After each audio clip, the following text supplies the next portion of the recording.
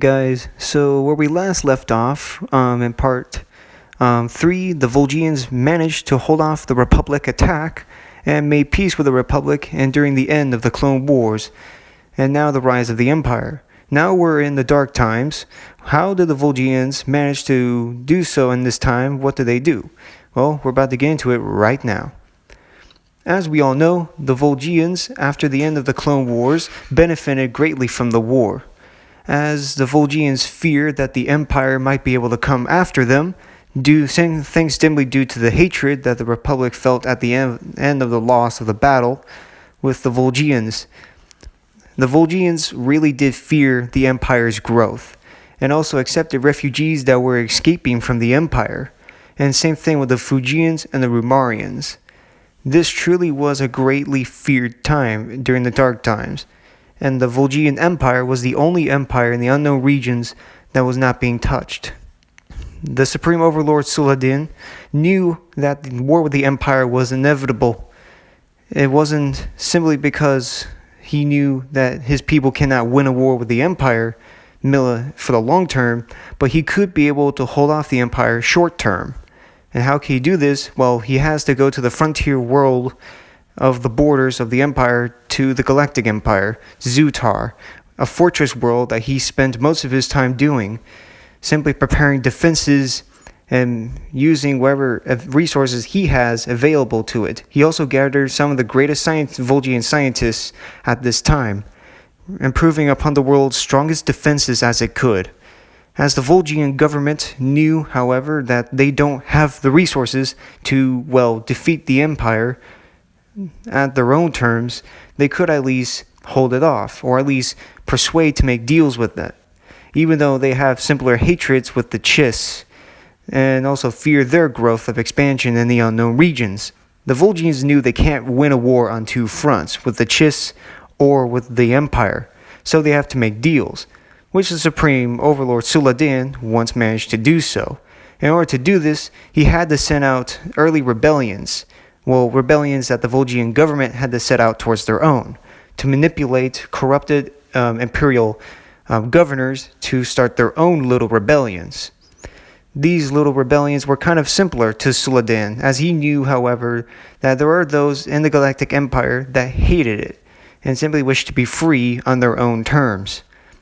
The Vol'jians and Saladin simply knew they could just simply bribe these worlds with credits that they can use to, persuade these worlds into rebellion, but also have to plan this very carefully, since the Empire is very good at detecting who's actually doing or simply doing dirty works, that the Empire knows pretty well who's supporting this rebellion, who is not. So the Vol'jians had to play the war carefully with the Galactic Empire, because this was in similar times with the Clone Wars that used to be before. And as we know, the Galactic Empire is very strong at this time. They were on the rise, and they can simply crush any rebellions or any other foreign powers that threatens them.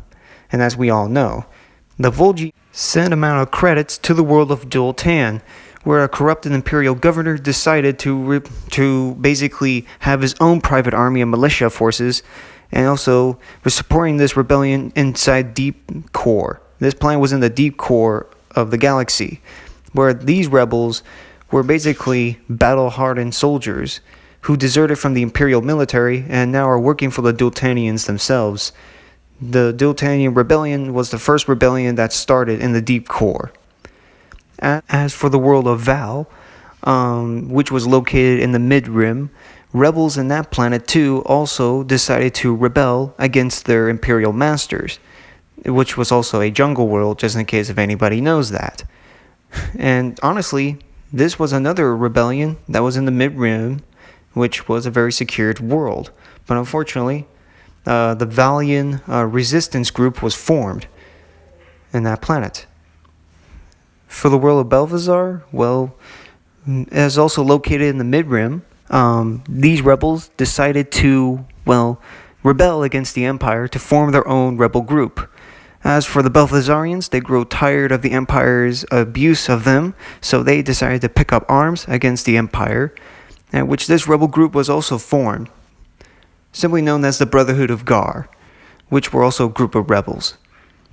For the Empire, they managed to crush these rebellions, even though it wasn't easy for them, because for the Empire, these were worlds that were very difficult to take over, and thanks to the Vol'jians and their masterful cunning, as the species they were, or the people that they were, the Empire did not expect these planets to rebel against the Empire, and thought they were loyal, but it turns out they really weren't. They couldn't figure out where these credits were coming from, so of course, thanks to Suladan's masterful planning, the Empire didn't know who did it, and they thought it were the rebellion. Also, Suladan also improved upon the military. He made different branches and also revolutionized the military in different ways that many great military commanders and strategists usually do.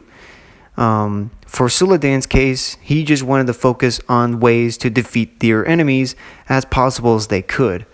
He created the assassin cult known as the Shadow Hand, which were used as assassins against political opponents or targets. This assassin cult would also be very useful in the many wars to come for generations, which were very effective. He also made the XZ7 battle suits. These were more like super soldier types, actually, of heavy infantry soldiers that were used to have powerful weapons that were used against enemy forces. He also made the Z-89 tanks. Now, these were new, highly improved tanks that were used to basically destroy enemy vehicles like the AT-ST for many different purposes, as well as the walkers that the Empire uses, while using the fleet as well, upgrading it to better heights to improve upon its military. Also, this was the first time, however, that the fleet has ever been expanded upon during the old days of the Chiss War, including the Republic War. Well, their war with the Republic, as we already know from the last part. He also wanted to improve upon allies.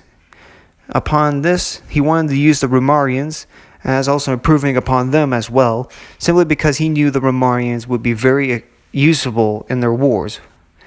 Except for the Vol'jians, who are just peaceful people and don't like war, but that's a different story and topic for another time. As for Suladan, he always feared what the Empire can do, so he made all different types of branches of military that he could, and used whatever resources he could use in the war against the Empire. Until we get to the next part, we all know how well this would turn out to be, and the end of the Dark Times, and also the Galactic Civil War, which, unfortunately, the Vol'jians never happened. They never got involved in the wars with the Empire ever since. But why was this to be the case? We'll just have to wait for the next part until we figure this out pretty much later in their history. And they will not get involved in another war later until the Vong War, which they played a major role against the intergalactic invaders. But unfortunately, this will be other parts for other days to come.